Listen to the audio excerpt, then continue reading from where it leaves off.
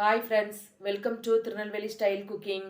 இன்னைக்கு வந்து நான் என்ன செஞ்சு காட்ட போறேன்னா முருங்கை இலை சூப்பு. வாங்க அதை எப்படி செய்யறதுன்னு இப்போ நம்ம பார்க்கலாம்.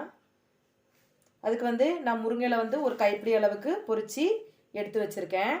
கொஞ்சம் சின்ன வெங்காயம், தக்காளி, ஒரு 6 பல்லு பூண்டு, கொஞ்சம் குருமிளகு, ஒரு ஸ்பூன் அளவுக்கு சீரகம்.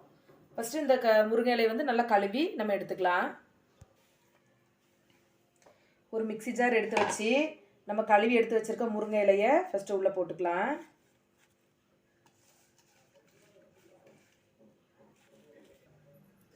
இது கூட நம்ம எடுத்து வச்சிருக்க சின்ன வெங்காயம், தக்காளி, சீரகம், குருமிளகு, பூண்டு, இது எல்லாத்தையும் நம்ம நல்லா நைஸாக அரைச்சி எடுத்துக்கலாம். இப்போ நம்ம எல்லாத்தையும் நல்லா நைஸாக அரைச்சி எடுத்தாச்சு. இப்போ நம்ம சூப் செய்ய ஆரம்பிக்கலாம். அதுக்கு ஒரு விரிஞ்ச பாத்திரம் எடுத்து வச்சு அதில் நம்ம அரைச்சி வச்சுருக்கதை உள்ளே ஊற்றிக்கலாம். இப்போ இதுக்கு வந்து நம்ம உங்களுக்கு சூப்புக்கு எவ்வளோ தண்ணி தேவையோ அந்த அளவுக்கு தண்ணி ஊற்றி நம்ம ரெடி பண்ணி வச்சுட்டு அப்புறம் அடுப்பில் வச்சுக்கலாம்.